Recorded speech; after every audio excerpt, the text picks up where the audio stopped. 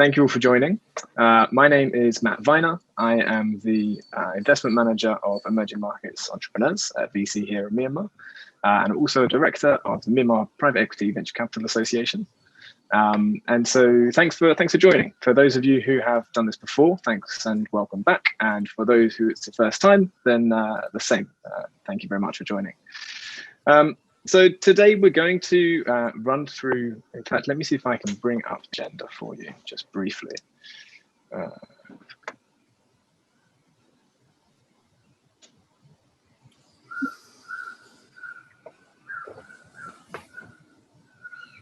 Okay, so we will go through a welcome introduction. We'll hear from Josephine Price, our chair, and then we're going to have 3 networking sessions. And in between those, we will have the fireside chats nestled. And so each networking session will be 10 minutes. Previously, we had done 2 extended ones, but based on the feedback from last time, we will do 3 shorter ones this time. And the theme today is very much going to have an e-commerce theme. In that regard, I'm going to shortly jump into kind of setting that with a little bit of context. So before I do that, I can just give you somewhat of an introduction to the Myanmar Private Equity Venture Capital Association. Hopefully many of you by now know us. The approach, the vision, mission of the association is to promote and nurture the training and development of private equity and venture capital in Myanmar. And to do that, we will drive awareness and facilitate the growth of private equity and VC and financial industry as a whole.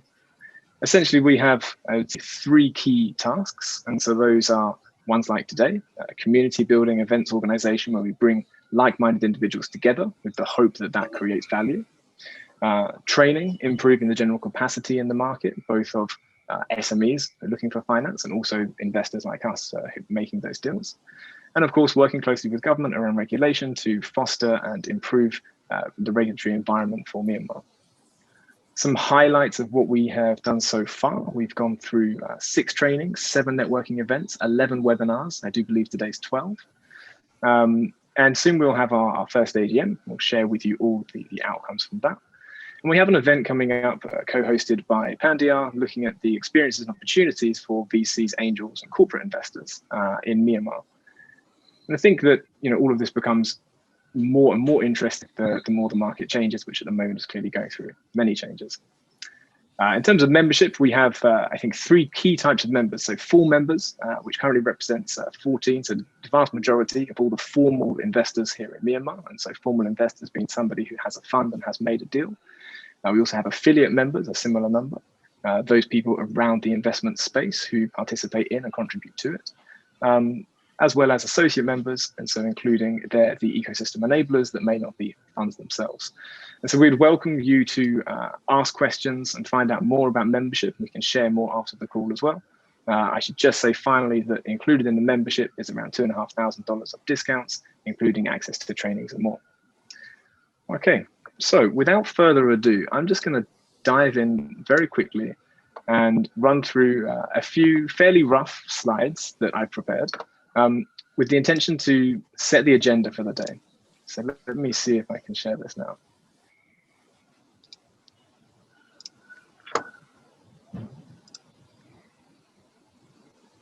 So I think it's always good to start by stating the obvious, start by checking the assumptions. And so today we're talking about e-commerce and we're looking at it pretty much as investors, right? People interested in this space. And so we're also looking at it from a COVID perspective. So the first point to raise is that not all sectors are created equal. Quite obvious. As a sector agnostic investor, it's interesting to see this play out. And so, for instance, going back 6-12 months, Myanmar has a booming F&B industry. That industry has been hit much harder than, say, an e-commerce industry that is better prepared for this market. Similarly, not all e-commerce companies are created equal. And we've seen that different products and companies selling different products will tackle this and receive different opportunities. The second part is that going online means delivery, right? People are at home, they're getting delivery. Delivery means logistics. Again, this is about stating the obvious, which means tech, which means data, which means new opportunities, but new challenges too. Bundling all that together, if it wasn't in your core capacity to begin with, it's a lot to go through during these challenging times, which is the kind of first conclusion to this, which is that we think at least that pivots define companies, how you deal with adversity and what comes next is a good sign of a strong company, strong founder. So keep that in mind as we go through the day. I've screen grabbed a couple of things here. I'm not going to spend a lot of time on them. I just want you to kind of see the main trend. And so essentially what this is it's a survey which includes China and some lesser developed countries, but it's not purely Southeast Asia because of availability of data. Pretty much the majority of people are shopping more online during COVID than before. Good, stating the obvious. That is then different across different sectors, as I said. So you see right at the top, cosmetics, personal care, very high. Digital entertainment, obviously high. Food and beverage, we would expect. Surprised to see fashion that high, to be honest. And so again, not all sectors are equal. For Southeast Asia, this continues. And so there's some, I can share the research afterwards, but a recent Facebook report looked at grocery deliveries are up 50%. Not only are they up 50%, but the people buying them assume that, or state that that will continue after COVID calms down. The top 5 products online people are purchasing: social media, video streaming, instant messaging, e-commerce and food delivery. And 28%, sorry, of the e-commerce and food delivery, it's the first time. And so these people are brand new to this whole process, which I think is important, especially in a country like Myanmar. Note that these are Southeast Asia trends, not specifically Myanmar, but again, setting the context. And then finally here, globally, app downloads are up 25%, as is the time spent in them, which makes sense. People are at home with less to do. 57% of Southeast Asia have begun to prioritize value when shopping. This is not specifically COVID related, but it is a recent trend. And of those ordering online, a lot of it's coming through for health reasons, elevated compared to the US. Again, perhaps not surprising, but 73%, so they're staying at home and ordering versus 40% in the US. And again, this ties to people doing things for the first time. In Southeast Asia, 40% of people are trying a brand for the first time versus 20% in the US and China. Again, the research that this is from pretty much says the lesser developed the country at the start, the more gain they're going to make during this period as people move online, which makes sense because a lot of people are moving online for the first time, which is kind of said in this data here. So Myanmar, I think that when we were looking at the market after the first wave, we'll call it for the time being, outbreak, it came and went without much really happening, right? There was a short lockdown. And so we weren't sure whether the move online, the increased trend in e-commerce would be that sticky. Maybe it won't stay. Maybe people continue to shop offline afterwards. Now with the extended lockdown, which may or may not end today, I'd love to hear if anyone knows, we see that people are shopping online for much longer. Habits take 66 days to build. Perhaps we're moving towards that, and maybe this will be longer on. It'll be interesting to hear from the founders today. In terms of who's shopping online more, generally it's higher educated females. There's a relatively equal split there between male and female. And it's your millennial kind of or to middle aged. In Myanmar, perhaps it's a bit younger, we would expect. So as we're talking about e-commerce in Myanmar, I thought it'd be fun just to do a very quick market sizing exercise, back of the envelope. And so Alibaba, shop.com, they claimed their singles day sales was 30 times their regular day sales, and that was 1.4 million. And so if we divide one by the other and times it by the year, it gives us 17. If they've got 10% of the market, then maybe we're at $170, $200 million market. This is tiny in comparison to others. But when you think about the demographic dividend that Myanmar has and the burgeoning and up and coming middle class, certainly this is an area we can expect fast growth, all the more so from the recent COVID-19 lockdown. Okay, and then finally, before I hand over to Josephine, just a couple more points. So looking again at Myanmar, it's good to remember always that we're talking about a country where disposable income or discretionary income is extremely low, which means that if we want to sell anything to the mass market, we're looking at essential products, not really luxury products, potentially some cheaper fashion items. But again, share of wallet is a tough thing to gain. Mobile banking remains in its infancy. And so the companies we'll speak to today, e-commerce companies, are certainly using cash on delivery. And whilst e-payments begins to take more share, perhaps it's still in the single digit percentages. And let's not forget, because I think we might, that delivery in Yangon remains particularly challenging because mostly you can't deliver a motorcycle. You can get a license expensive and limited to the bikes. And so right now, where there's no traffic, easier to do. But if these trends continue and stay online, there could be some logistical bottlenecks that the founders we're speaking to today will have to overcome. My last point then, we talked about if shop.com have 10% of the market, which maybe is too low, maybe they have more now. This is going back a year or so ago. Who has the rest? The companies we'll speak to today. But of course, it's Myanmar, so unsurprisingly, Facebook is the answer to many questions. And so we'll be interested today when we talk to these founders to understand how they work with or work against or compete against Facebook. And it's good to remember all the while we're thinking about and talking about e-commerce that the social media giant is still where the majority of it is happening. And how will that change? We don't yet know. That is the end of my hopefully rapid and interesting presentation. I will pass over to Josephine and hear a bit more about investing and how e-commerce is taking place across the region. Thank you. Thank you very much, Matt. Apologies that you don't see a nice background with me. My tech system failed today. Thank you. I will make a few brief remarks because I think everyone's really interested to get into the listening to the entrepreneurs that we have today. But I wanted to welcome everyone to this event. I looked through the guest list and there's a lot of people that we know and some new names. And as Matt explained in the introduction, this is part of our mission to get the conversation going. And that the private equity groups that are members of this association are ready, willing, and able to invest today. They've got teams in Yangon and they are investing. I think 2 of our members announced a new deal last week. That was Daiwa and Delta. So well done, congratulations, in the plastics recycling field. It's true that due diligence can take a little bit longer, but we are really trying to be able to work around a difficult situation and to address the need, which is that this is an investable opportunity for, let's use the word, pivoting companies that need to meet with that environment. So I wanted to just put Myanmar in context alongside 2 other markets where there's been a lot of investment in the e-commerce sector, India and Indonesia.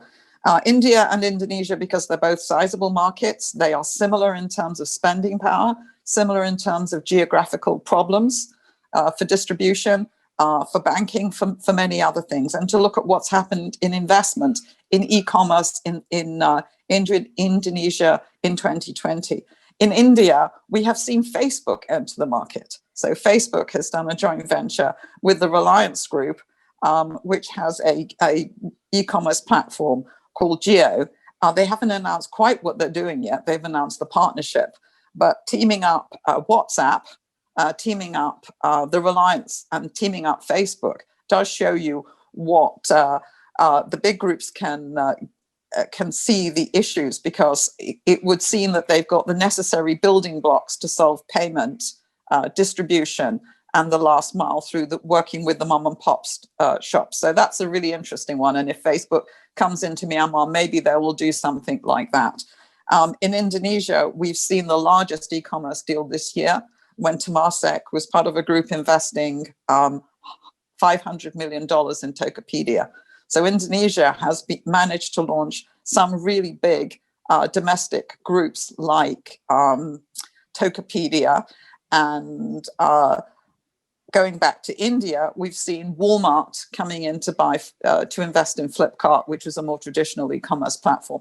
So what that's telling anybody in the e-commerce industry in Myanmar is that people are looking at Myanmar and saying, well, it's happening in Indonesia and in India. It's showing that these groups can get scalable and we can have exits, because maybe Walmart will come in, and we've seen Alibaba coming in to Myanmar. So it's got all the ingredients necessary for an interesting private equity opportunity, scalable businesses, good entrepreneurs, access to capital, and then potential exits and real growth.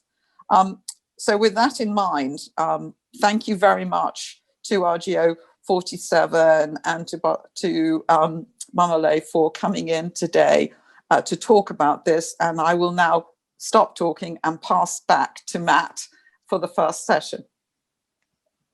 Thank you so much, Josephine. Okay, guys, we're going to let you get up into your rooms. I'm not on mute. Can you hear me?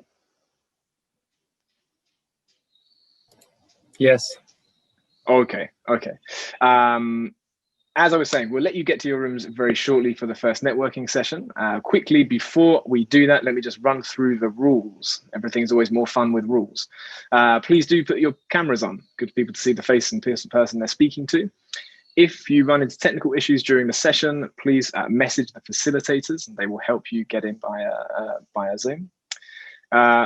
We'll send you a meeting reminder a few minutes before the room closes so you can finish up. You need not do anything when it ends. You'll be brought back into this room.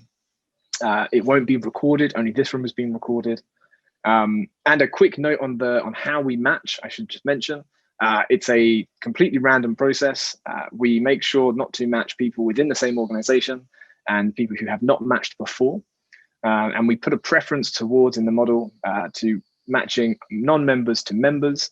I think there's about 60% non-member member match. Also depends on how many people we have. So that's it. I think the last thing would be kind, be encouraging, and someone's got to talk first. So off you go. Enjoy, and we'll see you back here in about 10 minutes.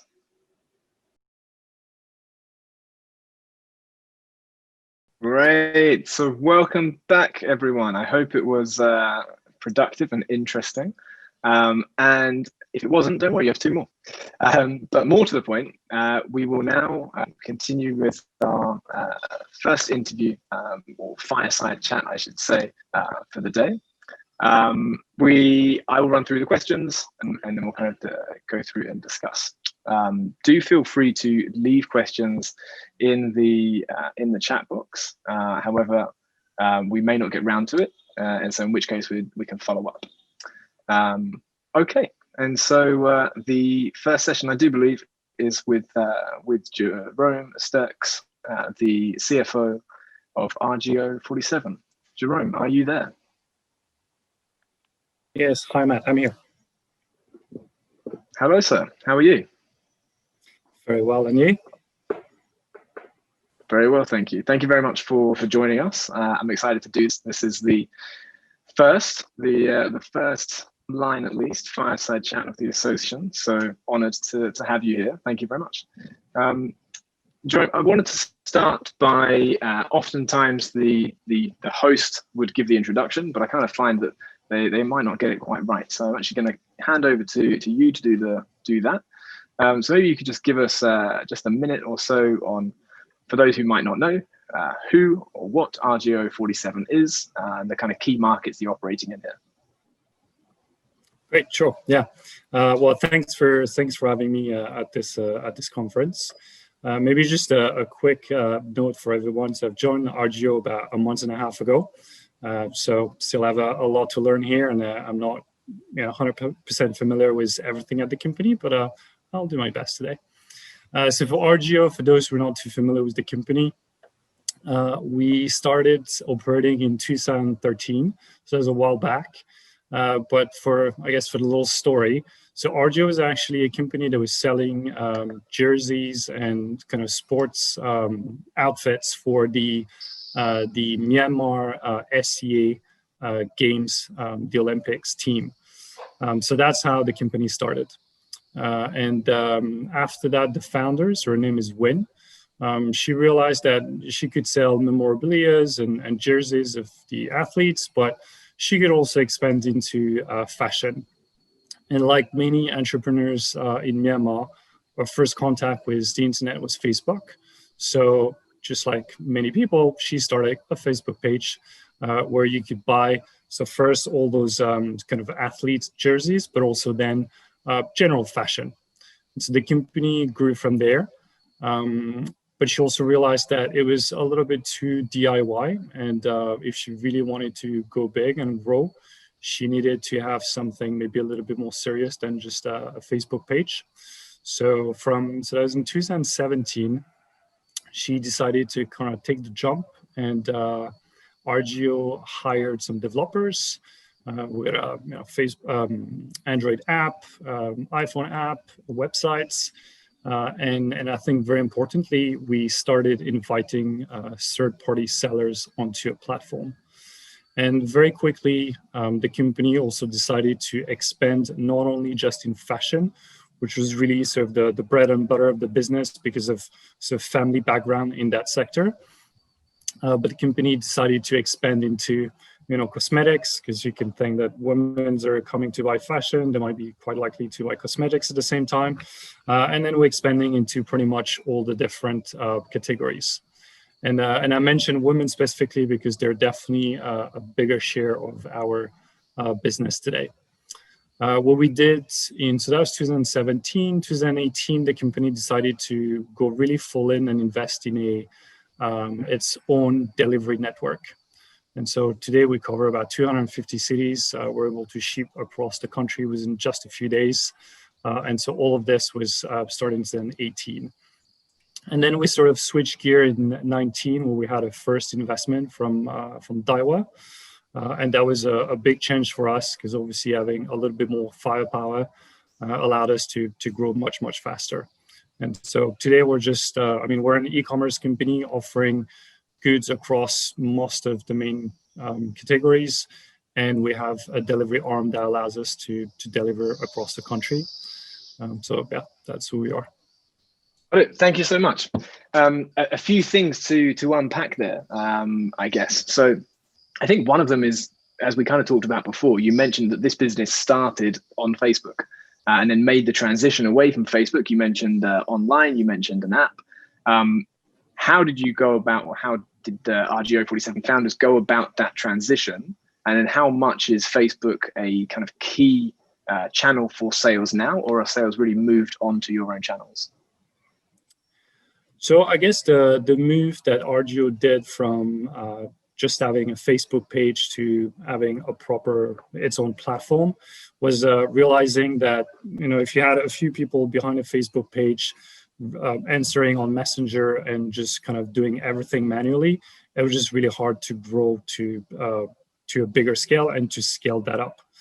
And so we decided to make the leap. So the key was to get IT people in, develop our own products, own ERP, so we could automate quite a lot of the processes, free up time. So that was one of the key to make that leap. But that says, as you mentioned, Facebook remains definitely a big driver for e-commerce in the country.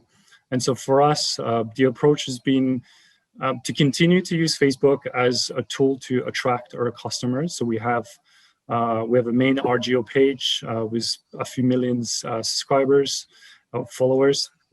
And then we do have also a bunch of kind of sub Facebook pages for different categories.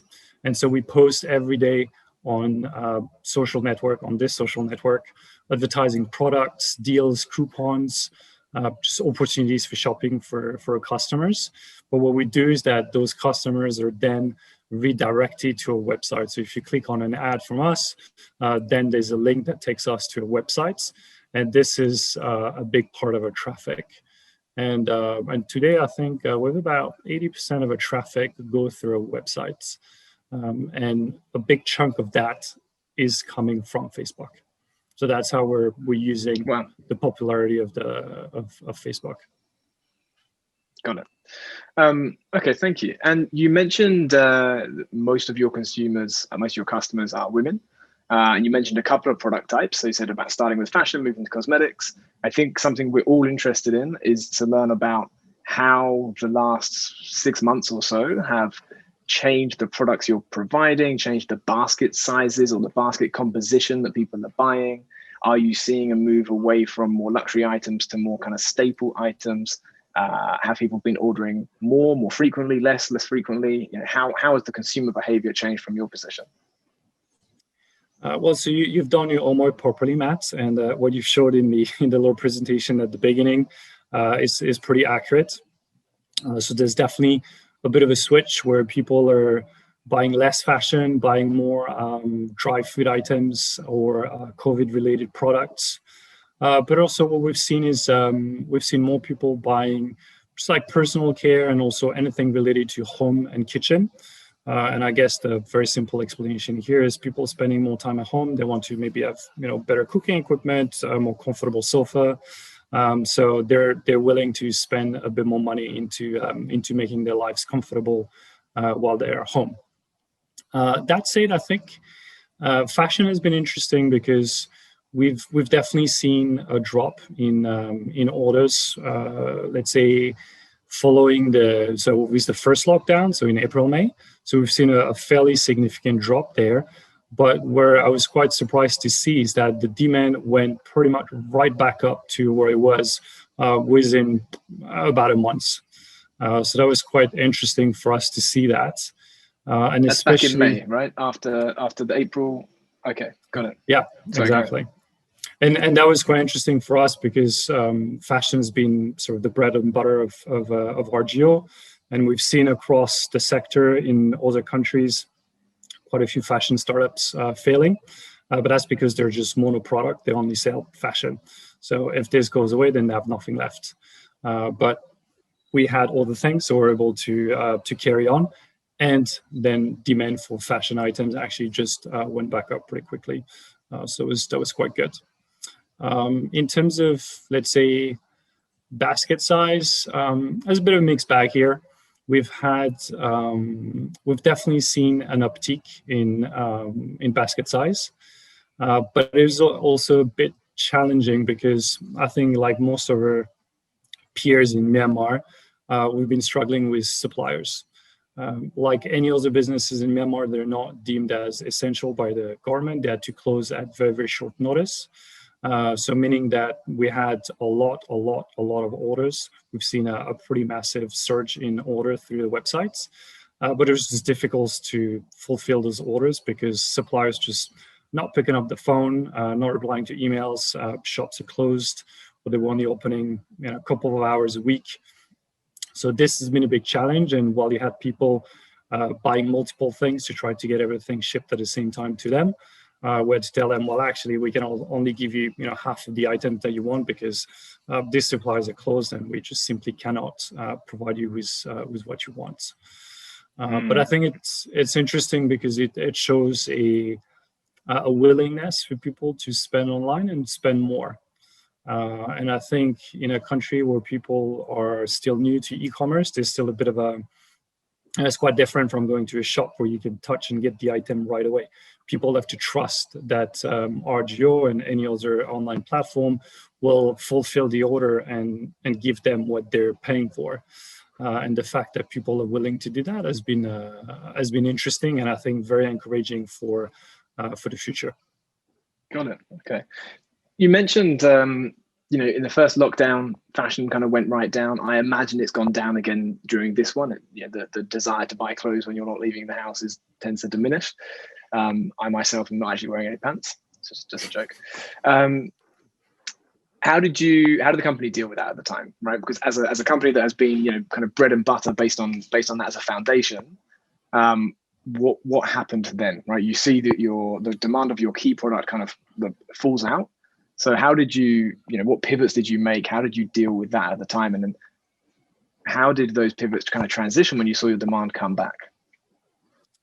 Well, I think actually that's let's say a strategy question that RGO asked itself about 3 years ago, where we started really as a fashion retailer, and we kind of weighted the pros and cons of going for a pure play model where we only do fashion, or diversified and go into the other categories. And the decision that was taken at the time, so we're talking 2017. The decision was to diversify, and so expanding into other categories. And so that means that when COVID hit, yes, we had fashion coming down, but it wasn't so bad because we had a lot of other categories to rely on. And we've also made the decision, and I guess that was maybe the pivot, is that we made the decision to also start selling food. So that's something that was not really high up on the list of priorities of categories to really focus on, but that was there with a few suppliers already lined up, and so when COVID hit, we were able very quickly to bring on board quite a lot of suppliers in that sector because those guys were still allowed to operate, and were able to fulfill orders because a lot of orders came through for dry food. So I think that was So that was basically the results of decisions that were made a few years ago to diversify, so that we're not just reliant on just one category. Because I think if we had gone the other way, I don't know, might not be here today to talk. Okay, thank you. A couple more points. So I think we have a couple of minutes left. I want to talk about re-entering a new normal from what you see, right? Everyone talking about this new normal. We're talking about some of these trends being more sticky than others. You've just said that you've gone into dried foods, which obviously very different and different kind of margins and product size from delivering clothes. So how are you preparing, and do you see this as sticky change, or do you think there'll be quite a kind of almost a regression to normal behavior? So I think if we look at, for example, number of unique visitors on our website, if we look at the beginning of the year pre-pandemic level, we're now more than double that level. And I mean, we've seen a little bit of a coming back down after the first lockdown, and then right back up and even more. And we expect the same thing, kind of a slight up, going down a little bit, but we do expect the trend to stick. And I think it's simply because people are realizing that online shopping is pretty convenient. As you mentioned, Yangon is a city where going around is a real problem. You just waste a lot of time. So having, being able from your smartphone, just order whatever you want, have it delivered to your home in a few days is definitely a game changer for a lot of people. And I think people will continue to do that. And the fact that we've expanded into other categories, we'll just continue to do that. And it's just basically people will go back to what they used to buy, plus hopefully will continue to buy the new things that they've started buying with us. And maybe right. I'll just add one more thing is I think my understanding of the local consumers, that they're quite sensitive to prices and promotions and deals and coupons. So there's also definitely a way to keep people interested in coming online if you can offer them good deals or coupons. And so we've worked we have in the work quite a few marketing campaign in sort of in that vein that gets people coming back because they see that they can get good deals online when they come to us. Got it. Okay, thank you. So I think if I can kind of summarize some of those key points, then I guess would be that the strength of being a provider across multiple categories would be one. The challenges in any market, but especially such as Myanmar, where you have one border point open rather than 5, and so in terms of accessing supplies has been a real barrier. And that you consider some of this change should remain sticky, but a lot of it kind of returning to somewhat of a normality as well. That'd be fair? Yeah, it's a good summary. All right, Jerome, thank you very much. I think that we're due now for the second round. So thank you from the association and from myself. Thank you for having me. Of course, good luck. I will tell everyone that I think rgo47 is raising. So whoever's speaking to Jerome, do pick his brains about it. Thanks. All right, thank you.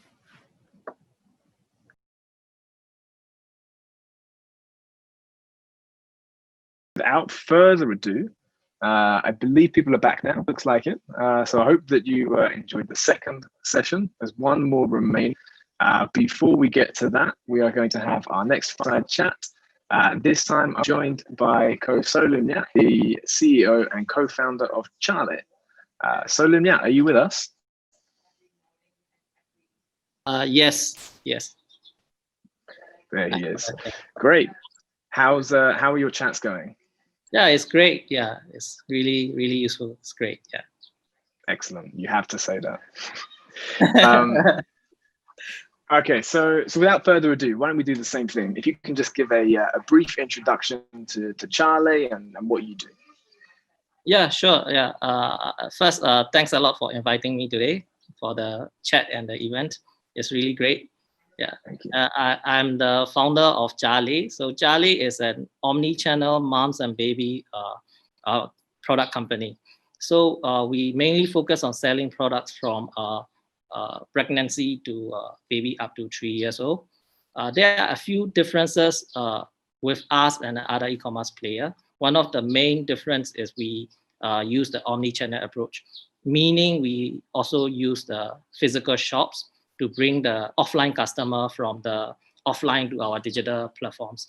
So how it works is, let's say a customer walks into our shop, and our sales staff, they will help and assist the customer, try to build the trust, because the trust is very important if you want to do online. So after building the trust, we introduce our app to the customer and guide them how to use the app to place online order for subsequent purchases. So we find that this is a very cost-effective way to bring the offline customer to our system and turn them into a really long-term repeat online customers. So based on the September data, our shops, we currently operate 4 shops. Our shop sales is about 26% of the total sales. So it's significantly lower than our online sales. Our main focus is still online, but the shops are really also an important part of our overall operation strategy, because it's not just the touch point to bring offline customer to online. We also use them for the fulfillment operations. So we locate the 4 shops that we currently operate strategically around Yangon, so that these shops can provide the fulfillment service to the surrounding townships. So using 4 shops, we are currently providing same-day delivery, which is, I think, still pretty rare in Myanmar, to the 24 townships in Yangon. Right. Great. Okay. Yeah, I think let's dig into that in just a moment. I want to pick up on the fact that you have shops, right? I mean, we're talking about e-commerce. You've mentioned the importance of having an offline presence for trust. Yeah. How has that been during COVID? I think that you stayed open, but maybe some a bit recently. Maybe you could just talk to us about your offline-online strategy and how that might have changed over the last 6 months. So before COVID happened, our original thinking is that Myanmar market is still pretty early for the pure e-commerce play. A lot of people come online for the first time smartphone users and so on. And there are a lot of trust issue. I think, so we need to build this trust and credibility first. So our approach is we use the shop and then use the shop to build the credibility and then slowly bring the offline user to online. So originally we plan to operate 8 showrooms in Yangon. So 8 showrooms will be strategically located around Yangon, and then they also serve as a fulfillment center. So then COVID happens. So what we saw was that the exercise to build trust is actually, we don't need that much of it anymore, because COVID forced people to purchase online. So we can see from all the data available to us that people are now willing to trust more and then just place an order online. So we shift the focus from expanding the physical shops and to the more onto the fulfillment. So what we did was we stopped our expansion at 4 shops. So we currently have 4 shops around Yangon, and these 4 shops, using these 4 shops, we bought a few more delivery trucks. Currently, I think we are operating 11 trucks around Yangon. So we are providing same-day delivery to 24 townships in Yangon. So that's a very good value proposition to the customer, because they cannot go out and they need to buy something. And then if you go to the shops and buy something, you get it on the same day. So that's the expected behavior. So we are trying to emulate that. We're trying to provide that by providing the same-day delivery. So if we look at the data as well, like our shop sales is dropped a bit during the COVID. I think all the shops will face the same thing. But on the other side, our online sales increased by a lot. So if we just look at our application sales, so those sales from our app, not from website or not from Facebook, just the app is increased, monthly sales increased by 3 times since February. So I think it's quite remarkable. And most of our sales, I think only 5%, less than 5% of our sales are currently coming from Facebook. So even though we are relying on Facebook for marketing to reach out to the people, but in terms of sales, most of them are happening on our own platforms. I think that's a very good things going on for us. Okay, so how do you, when you're getting all these new customers coming online, how much was that organic and how much marketing did you do around it? And how do you, well, answer that one first. So how much of that is just, you said people are just buying online now, or you having to do a lot of marketing to drive that? So the way is, actually we already have touched a lot of customer before. Not in because we are e-commerce company, but we also do a lot of we also produce a lot of educational content. So for example, like we have a weekly live interviews with doctors where customer can, not just customer, anyone can ask questions and so on. So, and we also generate a lot of written content and video content from the experts and doctors. That's we have been doing that for over past 2 or 3 years. So a lot of people have already heard about our names. I mean, especially the pregnant. If you become pregnant, then most likely or not, if you stay in Yangon, you will know us, even if you don't buy us. So when COVID happened, a lot of these customers started to try to buy. So I still remember on the night of, I think it's March, that the first case was announced. So at night, we were looking at the data around, I think, 10 p.m., 11 p.m. Then suddenly a lot of increase in the online order. I mean, it happened until like 3 a.m., 4 a.m. that night. So we didn't do any marketing. It's just that people heard about us, and when they may not have bought from us if COVID didn't happen, because they are still used to going out to the shops and buying, but COVID forced them to buy from us. In fact, for the last 2 months, we have reduced our marketing budget. So, and the sales are really increasing a lot. So yeah, so our main focus is not really on marketing right now. It's more on fulfillment and providing the best customer service to the customer. Because if we want it to be really sticky, we really need to provide a good customer service. If not, I mean, now, yeah, I will buy from you because I have no choice. I'm forced to buy. But if I have a choice, I will go back to the better options, which is offline. So if we can really offer a really good service, same-day delivery, no outage in products as much as possible, really smooth operations, and then I think customer will stick around. I think that's the key. That I think I would say is probably more important than getting new customer at this point. Okay, so how do you do that, right? You've mentioned the delivery and keeping customers sticky, but how do you go from having a few trucks to you said 11 now? What were the bottlenecks you experienced during that process, right? From moving on to a much more digitized business model, what were the things that went wrong? What were the things where you got stuck?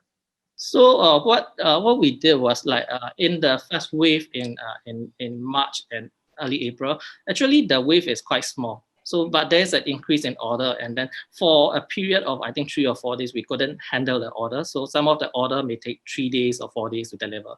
But while we still can manage to deliver within 3 or 4 days. But what we want to do is we want to deliver same day or at most 1 day. So from there, what we did was at that time, we only have 2 shops. So actually, we opened 2 more shops during the COVID period, but not for the physical shop sales, but to set up the network of fulfillment operations. So, and then we bought a few delivery trucks. We assigned like 3 trucks each to the different fulfillment center, different shops.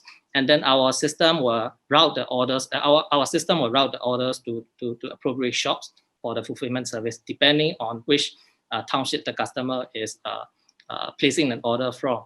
And also to measure the customer customer satisfaction, what we do was in our app, after you place an order, after the order is delivered to you and is completed, you can actually give us feedback. So we use Net Promoter Score from 0 to 10, and then customer can give us feedback, and then we try to calculate the Net Promoter Score. So for this whole period, like actually we had like March and April, we have about 63, 64 Net Promoter Score. And then after May, starting from May until September, until now, our Net Promoter Score is above 70. It's averaged around 71, so which is very high. And that is not just from just a few customers. So for example, last month, September, more than 1,000 purchasers gave us the Net Promoter Score feedback. And then our score was 72. So I think it's quite amazing what we managed to do during this time. I would agree. In the interest of remaining somewhat partial, let's talk about the ones that didn't score. What are the problems that consumers encounter? So the problem the customer encounter, I think, in terms, because if we look at the, it's not very apparent to us what are the problems, but if we really drill down into the product category, during the past few months, what we see was that there are most of the increase in sales come from essential products. So like diapers and baby formulas and so on, because these are the things people have to buy. And there's a decrease in a little bit of sales in like furniture, like baby bed and baby furniture, baby stroller and so on. And one of the reasons might be that like most of the people, they want to check them out offline, and then they cannot go out, or maybe because their disposable income is lower, so they are trying to save money, and then they're focusing more on the essential products. And for us, in terms of operations, is like there were lockdowns, so it was a bit difficult in terms of operations, daily operations, but nothing we couldn't overcome. If we, like for example, like QR pass system, we had to apply for the pass system. Like the whole system was down. I mean, it took a whole day for us to really get all the passes for our cars and so on. So we had difficulties in such kind of daily operations, but overall, I think it was pretty all right. And also probably because we are quite lucky that our product category is like mostly essential products, like diaper, baby formula. I mean, you have to buy it even if you don't want to, if you have the baby, right? Yeah. So let's zoom out a little bit. I think it's we've gone quite deep into the individual occasions and what you've gone through. You brought up trust, and actually it's been mentioned here in the comments as well that Jerome also talked about trust, right? We talk Facebook, and on one side Facebook has good trust because it's recommended. On the other side, there's maybe more fraudulent activity. And so what can the government do to increase trust, and what are the factors that you think are important in gaining trust for consumers? And in here, if it comes in it, I'd like to also introduce payments within that. Yeah, so first I will talk about how we can increase the trust. So I think it's pretty simple. So it's you have to deliver what you promise. I mean, that's the bulk of it.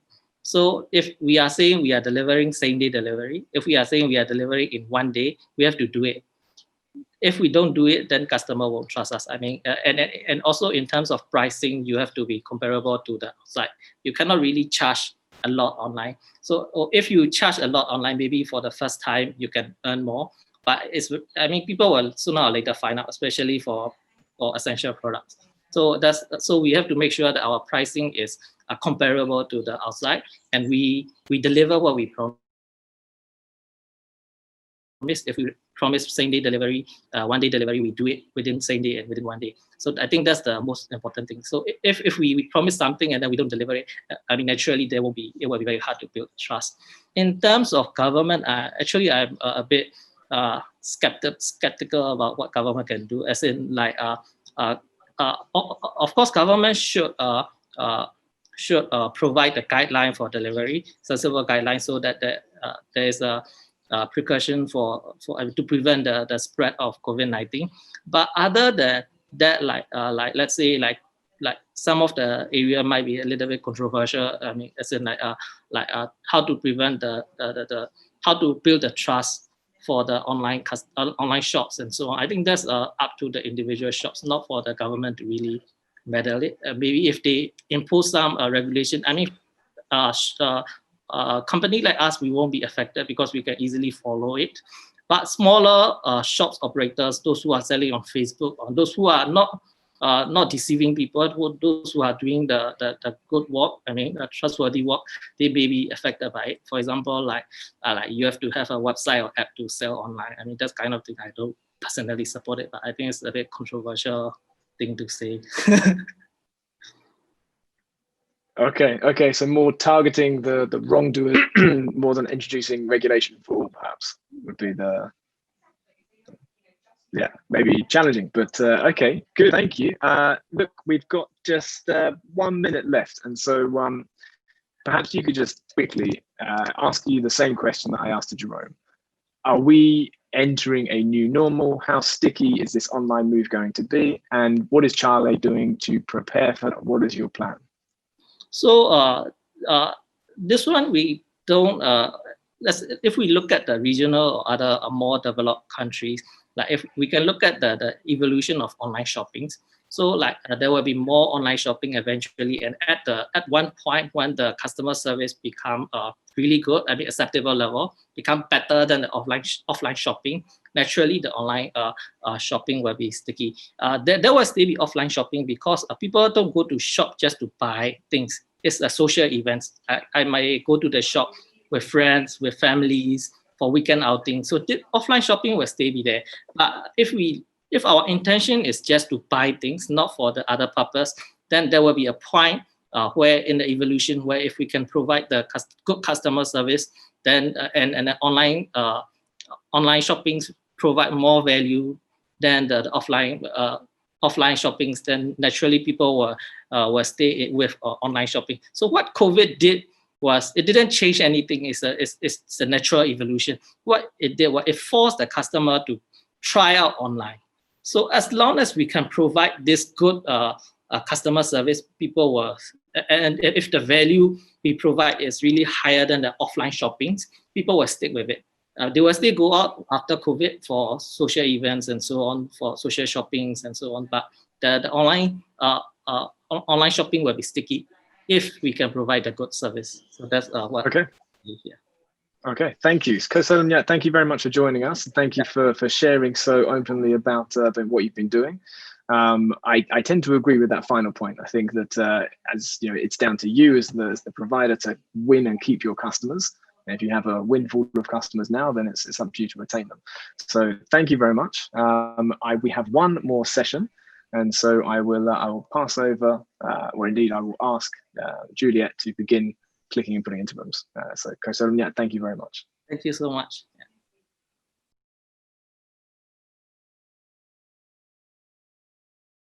Hi, Sully.